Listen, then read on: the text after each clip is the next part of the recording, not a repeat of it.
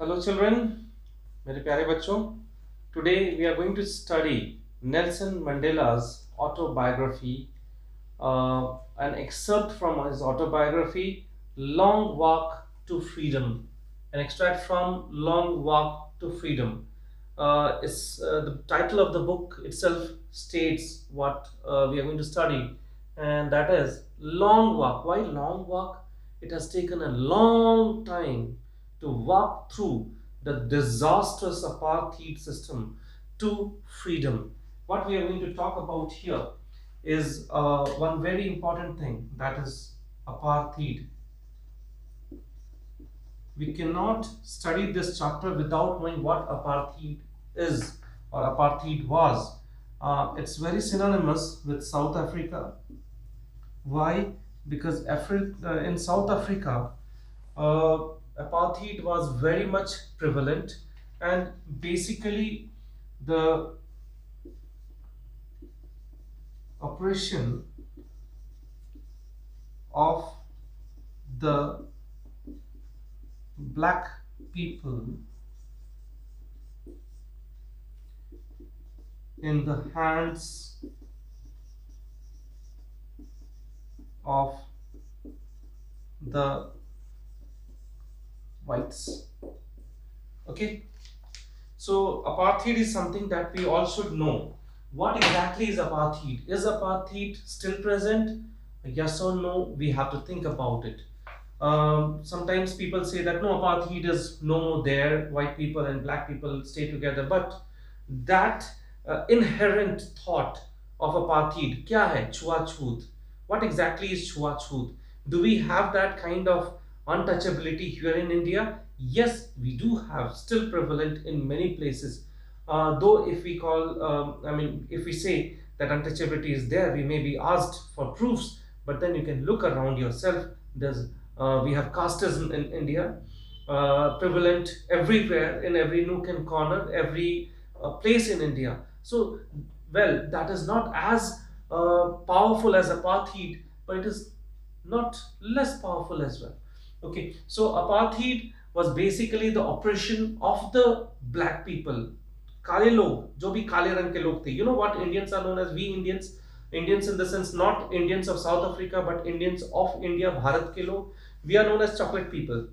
Why? Because the skin color we have is brownish, and brown is the color of chocolates. So we are also known as chocolates. Oh, you are a chocolate, kind of. That kind of mockery is done to people like us who are from India. जो भारत से लोग हैं उनका ऐसे मजाक उड़ाया था, ये chocolate color के हैं, chocolate, you are chocolates. So that's kind of racial discrimination. Okay, it is also known as racial discrimination. So racial discrimination. आप इस रेस से आते हैं तो आप इंटीरियर हैं. I hope all of you know about World War II. All of you are aware about Hitler. Now, when we talk about Hitler, you can understand that the whole world war, the basic atrocities or the maximum atrocities that were caused was by Hitler in World War II. And what was the reason? The reason was racial discrimination. He thought the Christians are the only purest blood, and all the Jews were considered impure, and they were being gassed, they were being tortured, they were being killed. Similarly, let's go back a few hundred years, back. South Africa faced a similar situation. What happened there? The white people, I hope you remember that Vasco da Gama, when they were, Columbus, not Vasco da Gama, Columbus, when he was off on a voyage in search of India, he thought he reached India, but actually that was Africa. That is why the black people of Africa are also known as Indians. But Indians are little different from African people. Okay, black African people, little different, but more or less the same. The only difference is in their physical attributes of their feet. Their feet are a little more flat. Small differences are there. We'll talk about that maybe when time comes. Okay, so when Columbus found India, he found that people over there, you need to know this before we read the chapter. That's why I'm telling you. When Columbus reached Africa, he saw that the country was really rich. There were numerous amounts of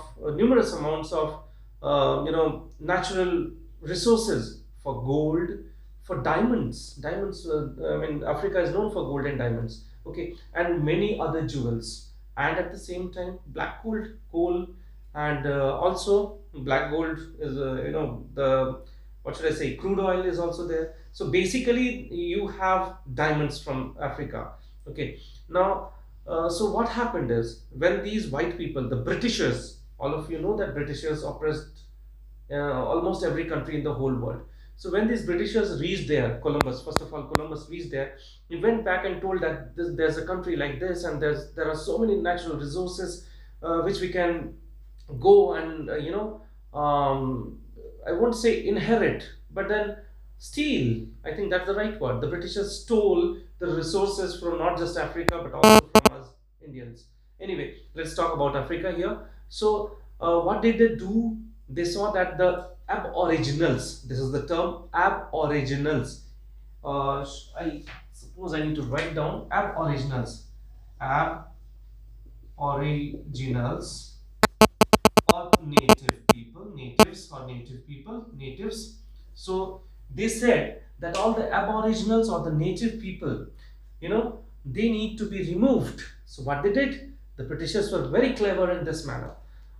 They thought of slaughtering them by use of, I hope you remember, or I hope you know that we are going through Corona Kal, right?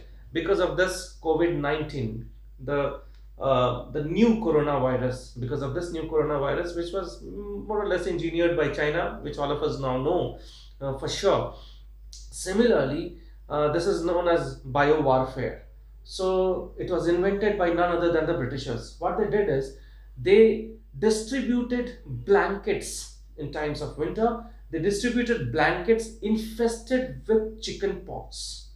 I am repeating again, these Britishers distributed blankets infested with chicken pox to all the African people they could meet. Now what happened? There were no what should I say, vaccines at that time for smallpoxes, or all the big poxes also. So people died in not just hundreds but thousands and millions of black people died just like that. Okay, as their numbers started reducing, what other things did they do to kind of take over the whole area? They simply shot them, and they just took their guns, they took out their swords, they slaughtered them. And what did they do? They made them slaves. Now there is a term that all of you should know. There's a term known as hegemony. Now what is this hegemony term? It's a post-colonial term. Okay, it's a post-colonial term. It's a post-colonial term.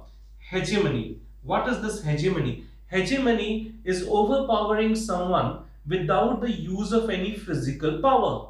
Okay, so these Britishers were able to do that. Why? These Britishers were white in color, they looked beautiful, they looked handsome, they had very good clothing on their body. These African people were black, like the soil, like the coal. They did not have proper clothing. They rarely wore anything on their body. Okay, probably they just kind of covered their what should I say, sexual organs, but otherwise they rarely had any kinds of clothing at that time. But these Britishers were showed that they had clothes, they had boots, they could ride horses, and they were tall. Something to note, they were tall. So someone who is tall, automatically you feel inferior. Someone who is very fair, you automatically feel inferior. Someone who is able to speak and talk very nicely, you feel inferior. Someone who possesses power, money, and someone who drinks tea in a very good cup good cup, then you feel that I'm inferior because I drink tea in a glass. Okay, so they used to drink wine, which was intoxicating. Of course, it's bad, but then they used to drink wine, and we all know that sometimes people think they are superior. They drink something red colored something. So gradually, what happened is that was a kind of mindset. It was hegemonical, that Britishers were able to overpower all these black people in Africa, and these African people, or the blacks, they were not able to fight back for their dignity, for their human existence. They were not even treated, the black people were not even treated as humans by these Britishers. How were they treated? They were treated as slaves, as people who did not have any rights. I'm trying to explain apartheid. Please try to understand. These black people did not have any rights whatsoever. They did not have right to marry, they did not have right to have a house, they did not have right to food, they did not have right to education, they did not have right to anything. They could be sold as commodities, as cattle, as furniture. They could be sold, bought and sold, and bought and sold, and could be used as slaves, whether it was females or the male people. I think you should know one more thing. When these Britishers were, what should I say, were experimenting for surgeries in the medical field, you would be surprised to know that these African people were used, these black African people were used as lab rats. Okay, I hope you understand. They were used as lab rats.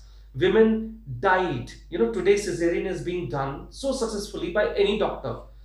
If a lady is pregnant, she goes to the hospital, they do a C-section immediately, and then the child is born. Okay, the patients usually don't die.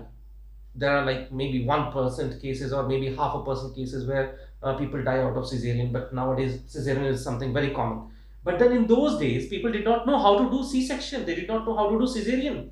So what did they do? These doctors, these British doctors, or what should I say, in the medical field, they started experimenting on these female Africans. They were the lab rats. So many women died, and by killing so many hundreds and thousands of women, these doctors finally learned how to do C-section. I'm just giving you examples what apartheid was. These people did not have any rights whatsoever. Try to understand. You need to set this in your mind before we read this chapter, because if you don't understand apartheid, you won't understand this chapter. Even if you, in your wildest dreams, you can't understand what Nelson Mandela is trying to say in these few lines that he has which has been given for us to read. Okay, so apartheid was torturous. Apartheid, you can't label it, you can't define apartheid clearly, because apartheid was so gruesome, it killed humanity totally, completely. So finally, what I would like to say is apartheid was the worst nightmare that humanity has ever gone through. If we talk about India, I think you can understand that if you go back, times before freedom, people who belong to scheduled caste and scheduled tribes, they were treated as untouchables, and then the kind of treatment they got was very horrible. You should know this, because only when you know your history you can change your future. If you don't know your history, you cannot change your future. You would think whatever you are doing is correct, but what you're doing, you need to know your history. So I'll give you a small example. For example, if there was a person from a community that was considered untouchable, then they had to keep a earthen pot on their neck, tied onto their neck. Why? Because if they wanted to spit on the floor, they could not do that. They had to spit into that pot that was tied to their neck. They had to tie a broom behind their back, so that when they would walk on the street, their footprints would not be left behind.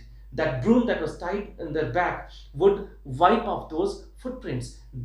That was the kind of treatment these people got. They were considered scavengers who cleared the potty of the people, of the white people in India. Some places it is still going on. So untouchability is another apartheid that we have. Now I hope you would have understood. We cannot go on, if it was possible I would have shown you some videos, but now it's not possible, maybe sometime later. Let's get back to the chapter. We have already taken about 15 minutes of introduction. Now I will straight away jump to the chapter. Nelson Mandela, when he was caught, he would show this. This was his sign. What does this sign mean? What does this sign mean? Could you think of it? This means remain united. This means remain united. We will win. Stay strong. Do not lose your focus. Nelson Mandela stayed in prison for 30 odd years. If you ever get a chance to visit Andaman Nicobar Islands, please go and visit the cellular jail that these Britishers had got it constructed over there. It is also known as Kala Pani. Okay, लोगों को काला पानी की सजा होती थी. People were sent to cellular jail, and that was the worst kind of. Veer Savarkar was sent over there. You know, great people were sent over there, and they were tortured like animals. Okay, you should know this, that they were tortured like animals. These Britishers have not left any corner of this world, of this whole world that we called Earth, untouched. They have destroyed civilizations, they have destroyed cultures, they have destroyed a lot of things. Anyway, let me get back to the chapter now. Nelson Mandela. I hope you know Mahatma Gandhi very well, our father of the nation. He went to he went to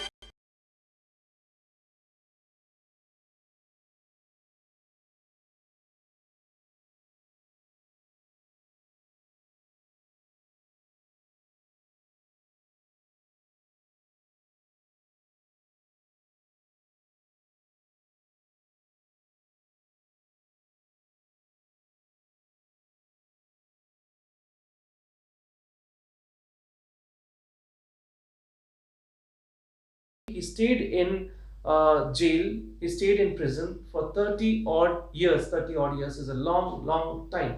Okay, so let's get back to the chapter here. And as I showed you, this was the kind of sign he used to show. Always, this is the sign. Stay united, stay focused, stay strong. We will get what we want. We will get the freedom we want. Okay, so let's start now. 10th May, dawned bright and clear. Dawned is 10th May. Dawned in the sense the sun rose. It was dawn, it was daytime. Din hua, और ऐसा दिन हुआ that was bright and clear. बहुत ही अच्छा दिन था. It was bright and clear. For the past few days, I had been pleasantly besieged by dignitaries and world leaders who were coming to pay their respects before the inauguration. The inauguration would be the largest gathering ever of international leaders on South African soil. So on 10th May, what happened? It was a beautiful day, and Nelson Mandela was going to be crowned, he was already, elected. The results were out of general elections, and he had won. Okay, so anyway, so he tells that it was a beautiful day, and what happened? There were many leaders from all over the world who were coming down to South Africa, and they were congratulating Nelson Mandela for winning the elections. The ceremonies took place in the lovely sandstone amphitheater. Amphitheater, if you know about Greece or Greek, in Greek culture, they had amphitheaters. A theater, a huge theater, I think you can understand, a stadium, a big stadium, which has no roof on top, but it has got layers of, places where you can sit down, chairs. Okay, chairs are not put up, but then stones, made of stones. The places for sitting are made up of stones. So amphitheater was there, and people in the amphitheater, it was going to be inaugurated. What was the inauguration all about? The inauguration was all about South Africa's freedom. So the ceremonies took place in the lovely sandstone amphitheater formed by the Union buildings in Pretoria. For decades, this had been the seat of white supremacy. For decades, for many years. Okay, for maybe how many years? Okay, a lot of years. What happened? This amphitheater was the place of supremacy, to show the supremacy of the white people. And now it was the site of a rainbow gathering. You have to understand, what is rainbow gathering? Rainbow mein kitne colors hote hain? There are 7 colors in rainbow. Now here what we are talking about, rainbow colors, someone is white, totally white skinned, someone is totally black, someone is grayish, someone is brownish, someone is little brown, someone is less white, someone is less black. Okay, someone is too black. So all the different shades of people are now gathering at this amphitheater. Okay, so that's why rainbow gathering of different colors and nations for the installation of South Africa's first democratic non-racial government, because the white was racial government. The whites had a racial government. They did not like the black people at all. Okay, I hope this part is clear to all of you. For the installation, in the sense, for setting up, for crowning, for like oath taking. So they, all these people who leaders who had won, including Nelson Mandela, were to take oath as the prime minister or the minister or the different ministers. Okay, now let's move on. On that lovely autumn day, I was accompanied by my daughter Zenani. The name of Nelson Mandela's daughter was Zenani. On the podium, Dr. De Klerk. Podium is the place. Like for example, I'm standing here. Now, if I place a wooden or maybe metal or maybe fiber, kind of a long table, it is known as the podium. Where I stand, a mic is there, and then I speak over here.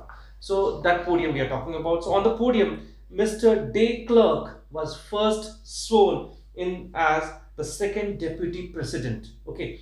So earlier I mentioned prime minister. No, there was no prime minister. This is the president. Okay. So Mr. De Klerk was crowned in or was sworn in. The oath was taken by Mr. De Klerk as the second deputy president. Then Thabo Mbeki. The kind of pronunciations are a little different in Africa. Thabo Mbeki was sworn in as the first deputy president. When it was my turn, Nelson Mandela in his autobiography says, when it was my turn, I pledged to obey and uphold the constitution and to devote myself to the well-being of the republic and its people. To the assembled guests and the watching world, I said, I hope you understand what he has pledged: to obey and uphold the constitution. The constitution is the utmost, the most supreme document or powerful document that you have. So if you uphold it, the rights of all the people are safe and secure. Okay, so that is what he pledged, and he also pledged to devote himself to the well-being of the republic and its people, Republic of Africa. Now what he said: today all of us do, by our presence here, confer glory and hope to newborn liberty. Liberty means freedom. What kind of freedom? Freedom from apartheid, freedom from racial discrimination, freedom for all the different negative things. Okay, so confer glory and hope to the newborn liberty out of the experience of an extraordinary human disaster.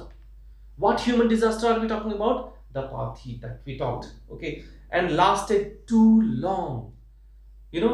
African people had suffered a lot. You just can't imagine. I don't want to go again into the details, but you just can't imagine. It had lasted a little too long. Must be born a society of which all humanity will be proud.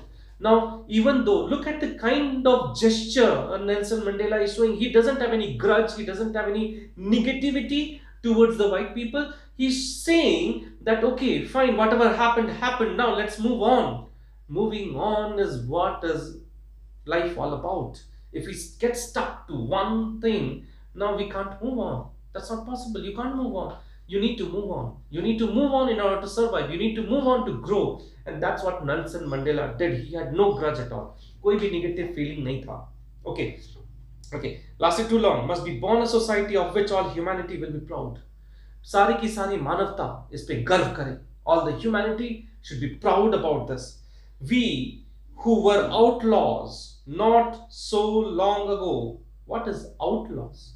Someone who doesn't follow the rules and laws made by a particular dominating society. ठीक है? If there is a society, a dominating society, and it makes some rules and you don't follow it, you are an outlaw. That's why all the outlaws in our prison. Okay, so for the prisoners think that they are not culprits, isn't it?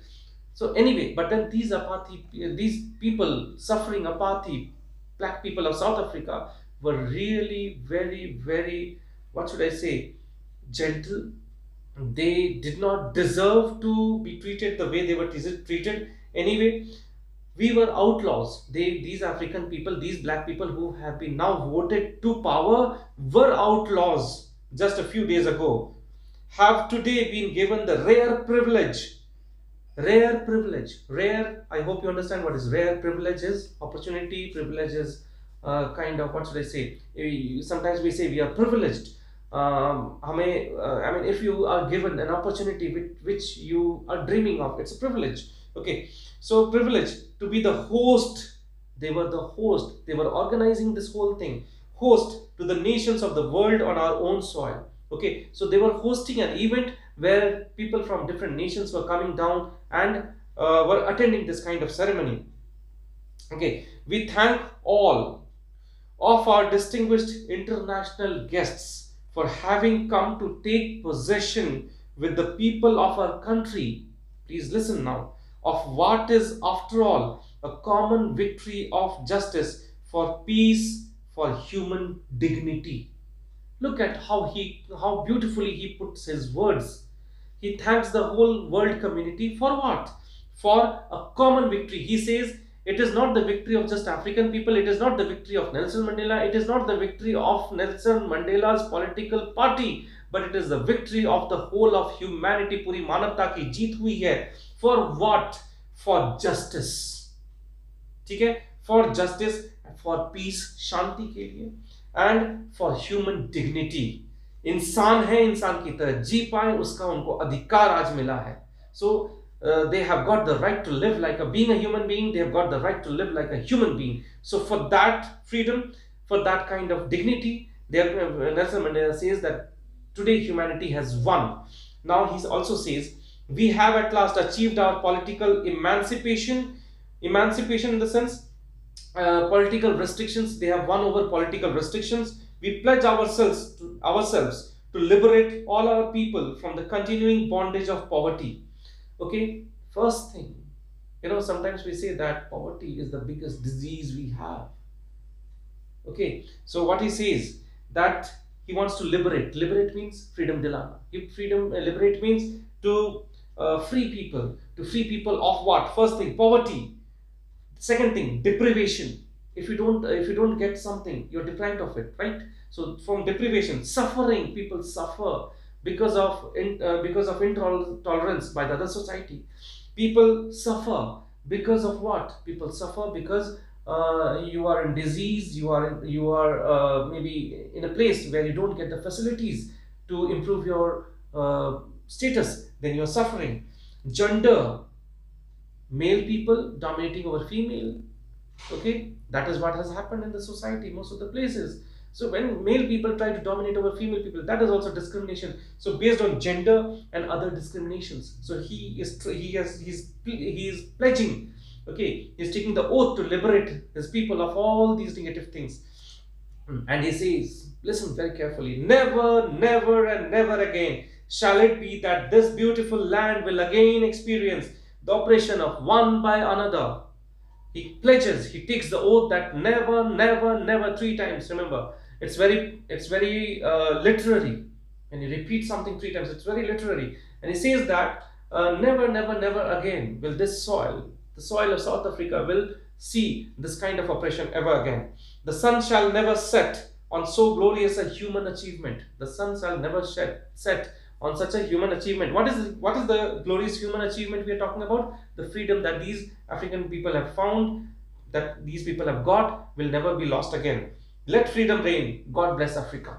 Okay, let freedom reign. Reign means freedom ki hi raj ka hi raj ho. Let freedom be there. Nothing else should dominate. Only freedom should dominate. God bless Africa. That's the first section. It's already a long time, but then I will continue. So anyway, so he at last prays that God bless Africa, and then we'll move on to the next, continuing in this book. A few moments later, we all lifted our eyes in awe. In awe means surprise. You're in awe. कोई चीज देख करके आप अचंभित हो जाते हैं. Awe, surprised. Okay, surprise about what? As a spectacular array of South African jets, helicopters, and troop carriers rode in perfect formation over the Union buildings. So all the different kinds of military display was there. It was not only a display of pinpoint precision and military force. Try to understand. This is again one point I would like you to underline. Those who are reading, please take out your book and underline this. It was not only a display of pinpoint precision and military force from here, but a demonstration of the military's loyalty to democracy. Okay, this was not a display of just power. They were not just showing their power, they were showing their loyalty towards democracy, to a new government that had been freely and fairly elected. Okay, I hope you understand. To a government that had been freely and fairly elected. Freely and fairly elected, matlab? Freely, like people were free to vote. Fairly elected, there was no dhandli, there was no corruption in the voting system. Okay, only moments before, the highest generals of South Africa, African defense, force and police, their chest bedecked in the sense, bedecked. मतलब पूरे जो उनके जो they have, when people get achievements in military or in defense, they get small, kind of honorary small badges. So they put their badges on the all the officials. What did they do? With ribbons and medals from days gone by, saluted me and pledged their loyalty. So all these officials, white people and black people, they pledged their loyalty to Nelson Mandela. Okay, I was not unmindful of the fact that so many years before they would not have saluted but arrested me. Okay, कुछ दिन पहले, if it was a few years back, what would have happened? They would have arrested me instead of saluting him. Finally, a chevron of impala. What is the meaning of chevron of impala? Now, for example, if in the sky we see a formation like this, maybe there are a few planes over here. Okay, when you have a few planes over here in the V shape, okay, there are a few planes in V shape. The main plane is here and the rest are following. This is known as the impala. Okay, finally, a chevron of impala jets left a smoke trail of black, green, red, blue, and gold, the same colors of the new African flag, South African flag. The day was symbolized. Now, again, underline these lines. The day was symbolized for me by the playing of our two national anthems and the vision of whites singing Nkosi Sikelel e Africa and blacks singing Die Stem. Underline this. Why am I asking you to underline? Because the black people were singing the national anthem of the white and the white people were singing the national anthem of the black people. Okay, so the white singing for black and the black singing for white. What was the name? The whites were singing Nkosi Sikelel e Africa and the blacks were singing Die Stem. So what did this show? Does this mean anything? Yes, it means a lot. The white people are accepting the blacks and the black people are accepting the white. This is known as freedom. This is known as freedom. Apartheid is dying. Apartheid was being removed, was being erased, was being killed, and then freedom was being born. So this is freedom, when one society accepts the other. Okay, and then on the day, then let me read the whole thing. The old anthem of the republic. Although that day neither group knew the lyrics of the anthem they once despised. Okay, the white people did not know the lyrics of the anthem by the black people. They would soon know the words by heart. Very soon, because Africa was free, these white people will be singing this new anthem, the anthem of the black people, and it will be by heart. Okay, so anyway, by heart matlab एकदम कंठस्थ याद कर लेना. Okay, now we'll move on. On the day of inauguration, I was overwhelmed with a sense of history in the first decade of the 20th century. Underline from here. A few years after the bitter Anglo-Boer War and before my own birth, the white-skinned peoples of South Africa patched up their differences and erected a system of racial domination against the dark-skinned people of their own land. Okay, so these African people, were there any white people? This is a very big question. Now the same question goes for New Zealand, the same question goes for Australia.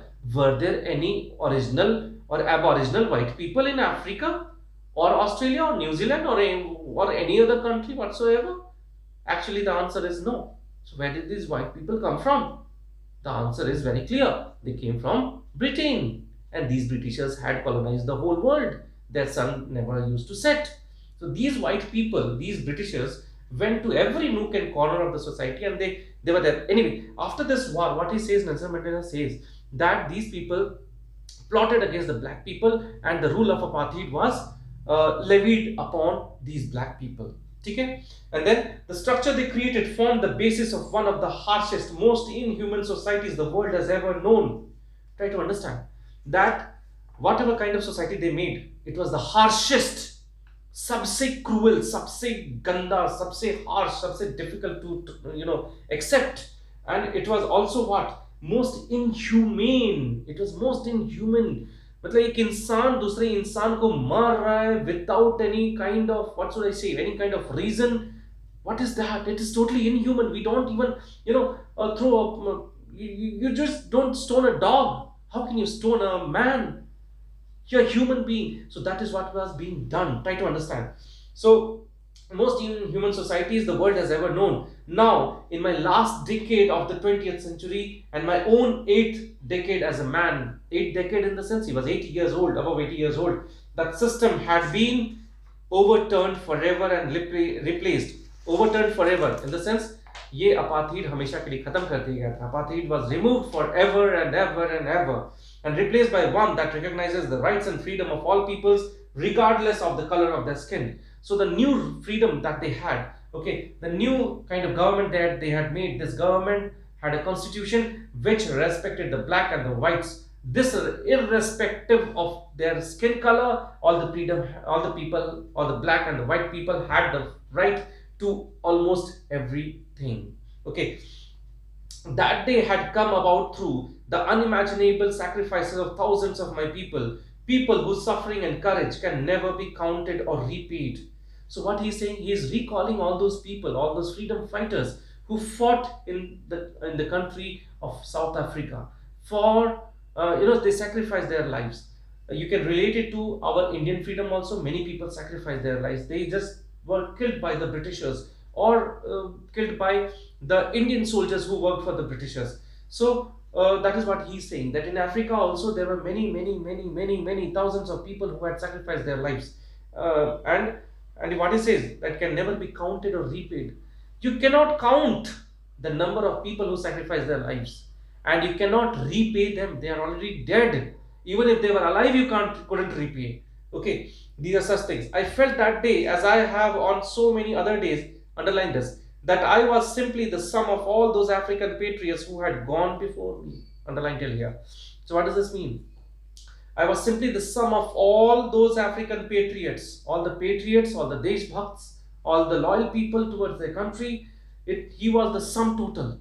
He was their leader. He was their sum total. If those people were not there in the past, Nelson Mandela would not be Nelson Mandela on that particular day when he was giving this speech. Try to understand that. So he was the sum total of all the patriots, of all the people who had sacrificed their lives and who had gone before him. Who had gone before him in the sense they were dead. All those who were dead before him. So the kind of what he's saying is the kind of freedom he has got belong to those people, not just to him. Okay, that long and noble line ended and now began again with me. That long and noble line of people who were sacrificing their lives for the freedom of South Africa ended with Nelson Mandela. And with Nelson Mandela started a new line where people were born free, where people were free, where people had the freedom that they desired so very much. Okay, so a new line began again with him. What line? Line of freedom. I was pained that I was not able to thank them. He was pained, he was sad that he was not able to thank them. Obviously, he was in tears. So he was not able to thank them, and they were not able to see what their sacrifices had wrought. They were not able to see what their sacrifices had brought them. Brought means kya leke aaye hain, what it has brought. Okay, wrought is an old English word. Okay, and what they had achieved out of their sacrifices. They had achieved their goal, their freedom that they had wanted. We'll move on. The policy of apartheid created a deep and lasting wound in my country and my people. The policy of apartheid obviously was disastrous. Okay, and deep and lasting wound matlab the kind of wound you get in your body, zakhm. Okay, deep and lasting, because the atrocities that were caused to these black people could never be forgotten by those people who had suffered it. Maybe like we people, we read stories about how our freedom fighters had sacrificed their lives, but then we cannot relate directly to them because we have not seen those kind of things that happened before freedom. So he's saying that these lasting wounds were there, but then as we read on, you will understand how good Nelson Mandela's thoughts were. All of us will spend many years, if not generation, recovering from that profound hurt. Of course, obviously, there will be many years spent before that hurt is gone, before that wound has healed. But the decades of oppression and brutality had another unintended effect. Now he comes to positivity. But those kind of atrocities that were there, it had another kind of effect. What another kind of unintended effect? Those people would not have intended this to happen, but there was unintended. वो नहीं चाहते थे, but ऐसा हुआ. What was that? That was, it produced the Oliver Tambos. Now look at the names that he is taking. I hope you can see the names are over here. You can see the photos over here. Look at them. That produced Oliver Tambos, the Walter Sicelus, the Chief Lithulis, the Yusuf Dadus, the Bram Fishers, the Robert Sobuquis of our time, men of such extraordinary courage, wisdom, and generosity that their like may never be known again. The next few lines are so beautiful, so important, so loaded with meaning that if you understand these words, you would never ever complain in your life for the kind of problems you ever have to face. Underlined with maybe 2-3 colors, deep underline it. Perhaps it requires such depths of oppression to create such heights of character. Beautiful thought. Look at the kind of positivity we keep on teaching others, and look at the positivity that Nelson Mandela is displaying here. Excuse me. Excuse me. So what kind of positivity is he showing? Look at this. Perhaps, he says, perhaps it requires such depths of oppression. ऐसा operation कभी कभी चाहिए होता है. किस लिए? Such operation is needed for what? To create heights of character. Because in such difficult times, these heights of characters, इतने उम्दा character, इतने अच्छे character, such good characters, such outstanding characters are created. And it happens only now. For example, let me explain it in a different manner. Like if you want to make iron, if you want to make gold, you would have to put all the ore into the furnace. Only when it is heated up, you get gold, glittering gold. Otherwise, if you would say, no, I would not put it in the furnace, then you would not get that glittering gold at all. So sometimes you have to go through the difficulties in order to attain those qualities, in order to attain those kind of perfections that you want in your life. Okay, now underline. I hope you have underlined this. Now we'll move on. My country is rich in the minerals. Look, he says, and gems that lie beneath its soil. But I have always known that its greatest wealth is its people. The greatest wealth that Nelson Mandela thinks South Africa has is its people. Obviously, the people is what makes a nation. It's not gems that make the nation. It's the people. And then what he says, finer and truer than the purest diamonds. The people of South Africa are finer and truer. ज़्यादा सच्चे हैं, ज़्यादा अच्छे हैं from the diamonds that Africa produces. Okay, now we'll move on. It is from these comrades. Comrades is a Russian word. It means, what should I say? It means brothers in arms who are fighting for a single cause. So comrades.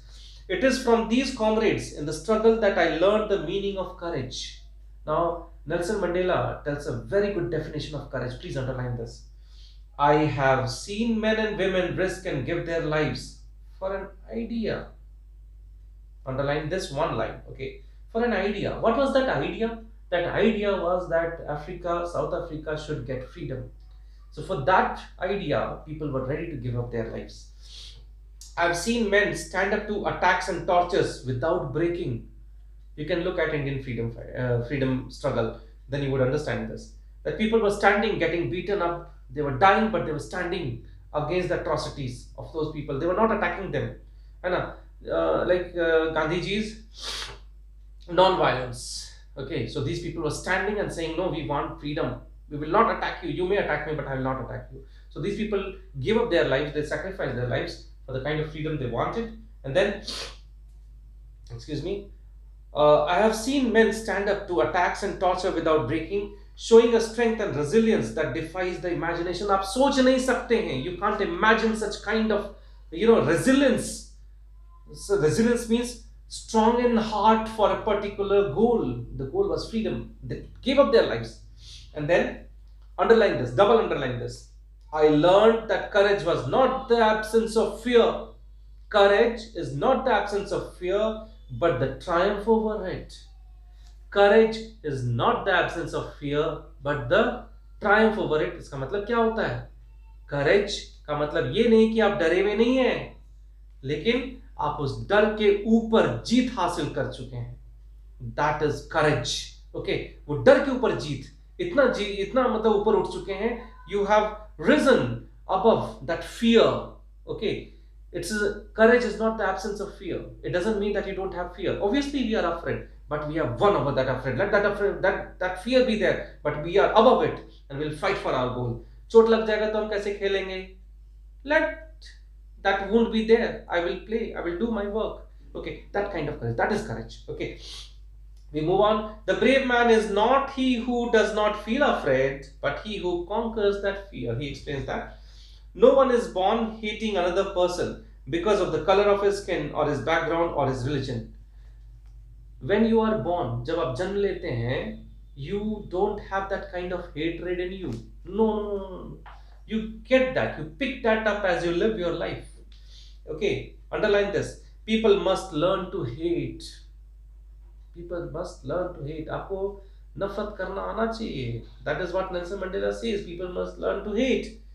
And if you can learn to hate, अगर आप किसी से नफरत करना सीख सकते हैं, then they can be taught to love. तब आपको प्यार करना सिखाया जा सकता है. Then you can be taught to love. Okay, for love comes more naturally to the human heart than its opposite. People are born with love. People are not born with hatred. People must be taught to hate. आपको सिखाया जाना चाहिए कि नफरत कैसे करते हैं. अगर आप वो सीख सकते हैं तो आपको ये सिखाना बहुत आसान होगा कि प्यार कैसे करते हैं. Because love comes naturally. ये प्राकृतिक है. You're born with love. Okay. You don't come kicking to your mother. You come, what should I say? You hug your mother when you're born, right? And then even in the grimmest times in prison, grimmest मतलब सबसे अंधेरा time, सबसे खराब time, worst of the times. In the grimmest times in prison, when my comrades and I were pushed to their limits, I hope you understand what limits he's talking about. They were being tortured. When my comrades and I were pushed to our limits, I would see a glimmer of humanity, one of the guards. Glimmer of humanity in the sense, like for example, if there is gold, it shines a little bit, very little bit sometimes. If there is less light, a diamond, it glitters a little bit in less light, but it glitters. So he saw a glitter of that humanity in one of the guards, and that is what kept Nelson Mandela going on. Perhaps just for a second, but it was enough to reassure me and keep me going. Man's goodness is a flame that can be hidden but never extinguished. Look at this line. Underline this. Double underline this. Man's goodness is a flame that can be hidden but never extinguished. If there is goodness inside you, it can be hidden but it can never be extinguished. कभी भी पूरी तरह से आप हटा नहीं सकते. अगर किसी को थोड़ी सी भी अच्छाई है आपके अंदर, if there is a little bit of goodness in you, then it can never be extinguished. इसको कभी भी पूरी तरह से हटाया नहीं जा सकता. It can never be extinguished completely. Okay, we have come to the end of the second section, and we are now moving on to the last section of this excerpt that you have from Nelson Mandela's autobiography. Okay, in life, every man, underline this, has twin obligations. दो तरह के कर्तव्य निभाने होते हैं. Two obligations are there. What are those two obligations? One obligation, obligations to his family, to his parents, to his wife and children. That is one obligation. And the second obligation, he has an obligation to his people, his community, and his country. So this is the second kind of obligation that everyone has. Let's read further. In a civil and humane society, each man is able to fulfill those obligations according to his own inclinations and abilities. Underline this. But a country like South Africa, it was almost impossible for a man of my birth and color to fulfill both of these obligations. Stop underlining. Okay, so till here. But he says, but in a country like South Africa, it was almost impossible for a man of my birth and color to fulfill both of these obligations because he did not have the right to fulfill the obligations. He had the right to take care of his family, but his family was also being tortured. I mean, I've already explained what he was going through. But then, for his country, if he would do anything for his country, for his people, he would be considered outlaw and he would be put in prison. So doing both was very difficult. If he was an outlaw, his family would be tortured. So he could not stay with his family and work for the country at the same time. It was very difficult for him to fulfill both. In South Africa, a man of color who attempted to live as a human being was punished and isolated. If you are trying to live like a human being, taking care of everything, you would be isolated, in the sense you would be put in prison. In South Africa, a man who tried to fulfill his duty to his people was inevitably ripped from his family and his home and was forced to live a life apart. Okay, so if you try to uh, fulfill the duty towards your country, towards the people, in the sense towards your country, if you fight for freedom, then you would be ripped away from the society completely, from your family completely. Underline this: a twilight existence of secrecy and rebellion. Okay, it was a kind of twilight. You live with your family, and where it's a twilight, in the sense, in the dark, you would be existence of secrecy and rebellion. Okay, so if you kind of rebellion, if you are an outlaw, if you are working for the freedom of the country, then you have to remain out from the bright light. You have to remain in the shades. Okay, so that is what it says. Now, what he further says, I did not in the beginning choose to place my people above my family. In the beginning, he obviously worried about his family. He did not think about his country much. But in attempting to serve my people, I found that I was prevented from fulfilling my obligations as a son, a brother, a father, and a husband. He did not choose to think only about his country. But then what he says is, as he was doing so, he gradually, it happened so that he was not able to take care of his family, because he had to choose one. He had to give more time to towards his country. Okay, let's move on. This whole paragraph is very important. He says in this following paragraph that he was born free. There was no kind of he did not know what apartheid was. He did not know anything. He was born free. I was not born with a hunger to be free. There was no hunger in him. Bhook nahi thi freedom ki pehle. Okay, I was born free, free in every way that I could know. Free to run in the fields near my mother's hut. Free to swim in the clear stream that ran through my village. Free to roast mealies under the stars and ride in the broad backs of slow-moving bulls. As long as I obeyed my father and abided by the customs of my tribe, I was not troubled by the laws of man or God. This is a very simple paragraph. So I'm not going into explanation. The only thing is that he was free. As एक बच्चे को नहीं पता होता है कौन से नियम कानून के अंतर्गत वो आते हैं. So he did not know anything about apartheid. As a child, he was totally free. We move on. It was only when I began to learn that my boyhood freedom was an illusion. So जब छोटा था, जब बच्चा था, when he was in his childhood, the kind of freedom he experienced was a illusion. It was not real. Something that was not real. What was real? When I discovered as a young man that my freedom had already been taken from me, his freedom was taken from him. What kind of freedom was taken from him? कैसे उसकी स्वतंत्रता उसे ले ली गई थी? His freedom was taken away from him because of apartheid, because of the rule of apartheid, and that I began to hunger for it. और धीरे धीरे क्या हुआ? इसको उसकी भूख जागने लगी. किस चीज की? फ्रीडम की भूख जागने लगी. ओके, फ्रीडम की भूख जागने लगी. फ्रीडम की भूख जागने लगी उसके अंदर. He had that hunger for freedom gradually. Okay, at first as a student, I wanted freedom only for myself. शुरू में, in the beginning, he wanted freedom for just himself. He wanted to be free. He did not want it to be tied up with those rules. I would not hesitate to call stupid rules. Okay. So anyway, the transitory freedoms of being able to stay out at night, read what I pleased, and go where I chose. Later, as a young man in Johannesburg, I yearned for the basic and honorable freedoms of achieving my potential, of earning my keep. Earning my keep in the sense, जो आप कमाते हैं वो आप उसको आप अपने लिए रख सकते हैं. Okay, let me read this once again for you. Later, as a young man in Johannesburg, I yearned means the sense he craved for it, he yearned for it, he craved for it. वो चाहता था. What did he crave? For the basic and honorable freedoms. Basic, बहुत छोटी छोटी freedoms. Okay, what kind of freedoms? Of achieving my potential. He was not allowed to achieve his potential in the sense he was not allowed to study. He was not able to work hard. He was not allowed to do anything. He was not free to do anything. Okay, so because when you are treated as an insect, okay, when you're treated as an insect, you cannot in any circumstance, in any condition, you cannot fulfill your you cannot reach your true potential. That's not possible. But then when you're given a very positive environment, you can definitely reach your full potential. Okay, that is what he's saying. Of earning my keep. Okay, whatever you earned, whatever you possessed, you could keep. That was the basic thing. But this apartheid gave the power to the policemen and other whites to take away whatever these black people possessed. I hope you can understand.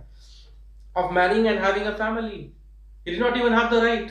Anyone would come and take the women from the house. These white people could do that, and no one would come and complain. No one would put these white people in the prison. They could take away any black, any women from the family for experimental purposes, for various purposes. Okay, whatever you can imagine in your wildest dream, and the freedom not to be obstructed in a lawful life.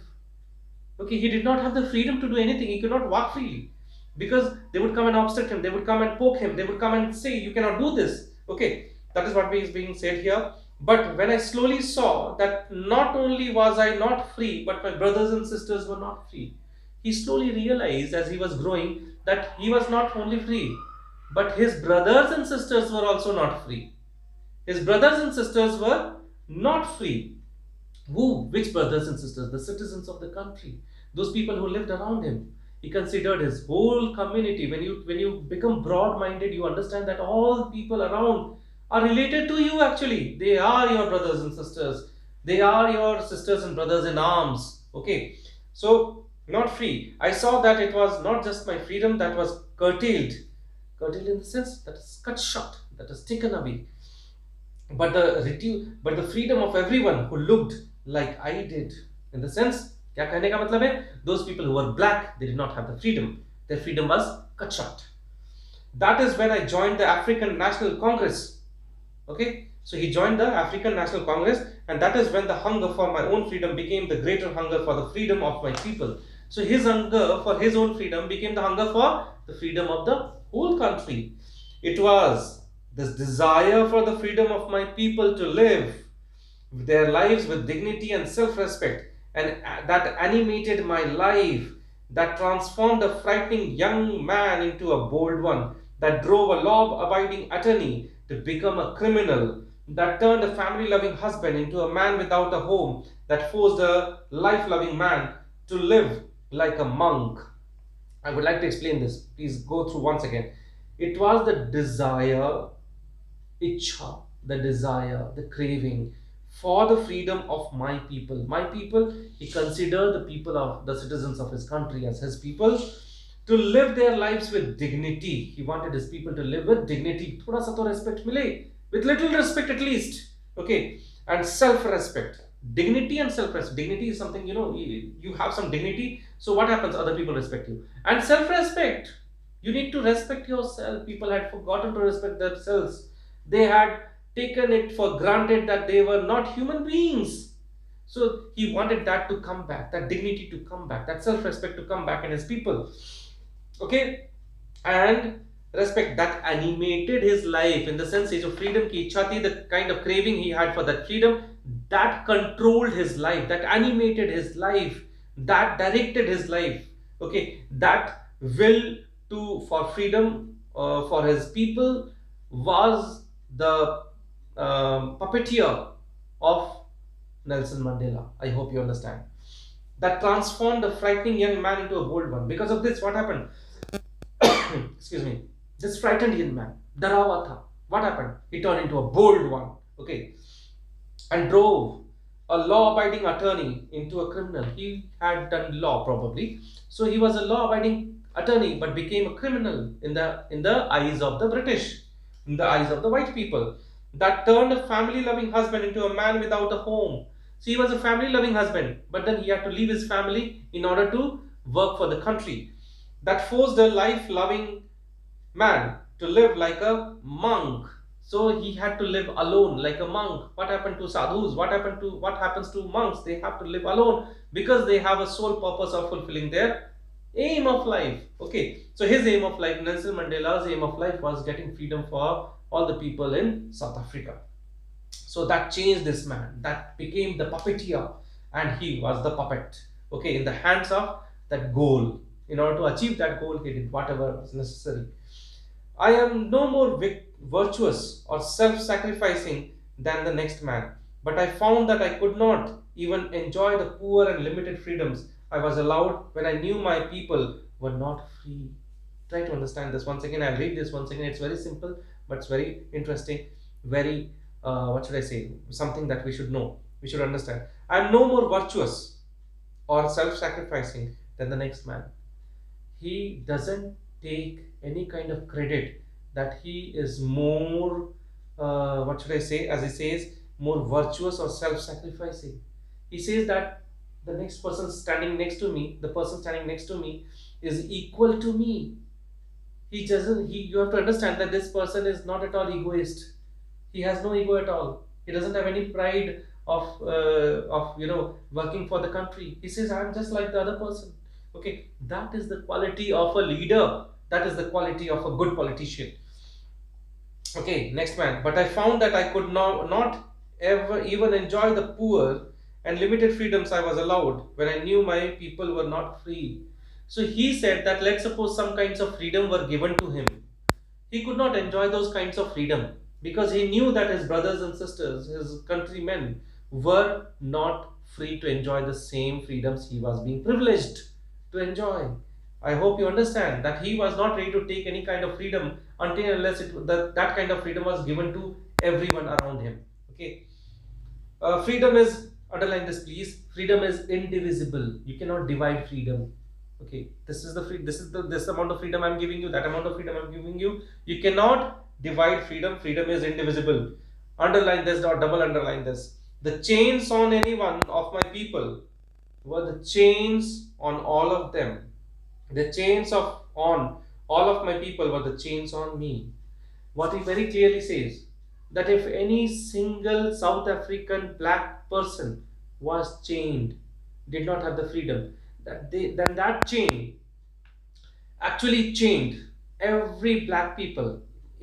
And all those chains on all those black people were the chains on him. कहने का मतलब ये है, he is trying to say in a very simple manner that if even one person did not have the freedom in Africa, then he would not rest assured. He would work hard, he would struggle, he would sacrifice, he would do whatever was necessary to get that freedom for that one single citizen. Excuse me. I knew that the oppressor must be liberated just as surely as the oppressed. Excuse me. Now, the following paragraph is very, very important. He is forgiving in nature. This paragraph shows that Nelson Mandela is very much forgiving in nature. He says that the oppressor, some person who is ruling over the other person, also needs freedom. Okay, I knew that the oppressor must be liberated just as surely as the oppressed. The person who is being oppressed and the person who is oppressing, both needs to be lifted up in their stature, in their thought, in their understanding, in their behavior, in their kind of society they live in. A man who takes away, underline this, a man who takes away another man's freedom is a prisoner of hatred. A man who takes away another man's freedom is a prisoner of hatred. अगर एक इंसान दूसरे इंसान से उसकी स्वतंत्रता छीन लेता है, if one person takes away the freedom of the other person, then the first person, the oppressor, is actually a victim of hatred. ठीक है? Hatred. He is locked behind the bars of prejudice. He is locked behind the bars of prejudice. What is prejudice? I hate you. I don't know the reason why I hate you, but I hate you. That is prejudice. If you hate someone without any reason, that is prejudice. Okay. So not liking someone for no reason, for some insane, for some what should I say, very meager reason. If you hate someone, that is prejudice. So people were prejudiced. Now he says that he is locked behind the bars of prejudice and narrow-mindedness. So the oppressor also needs to be lifted up. He also needs to understand that freedom, if you give freedom to the other person, you are also being free. Okay, I am not truly free if I am taking away someone else's freedom. Look at how forgiving Nelson Mandela is. He says that if he takes away someone's freedom, then he is not being free. Else's freedom, just as surely as I am not free when my freedom is taken away from me. If someone takes away my freedom, then obviously I will not be free. But the person who is taking away my freedom, he is also not free because he is a victim of hatred. The oppressed, underline this, continue underlining, the oppressed and the oppressor alike are robbed of their humanity. The oppressed and the oppressor are robbed of their humanity alike. एक जैसा. So both, what is humanity? मानवता ही सबसे बड़ा धर्म है. That is what we say. Humanity is the biggest religion, or the foremost religion in the whole world. And when a person becomes an oppressor, both the oppressor and the oppressed lose humanity, lose their humanity. Okay, so with this we come to the end of the chapter. I took 15 minutes, 15 odd minutes to explain you what apartheid was. It was very, very important to understand what apartheid is, because without that chapter, without understanding what kind of suffering these black people have gone through, you would not understand the importance of this chapter. This chapter has been given here in order to understand not just the suffering of black people in South Africa, but also the suffering of people in your own country, in Bharat, in India.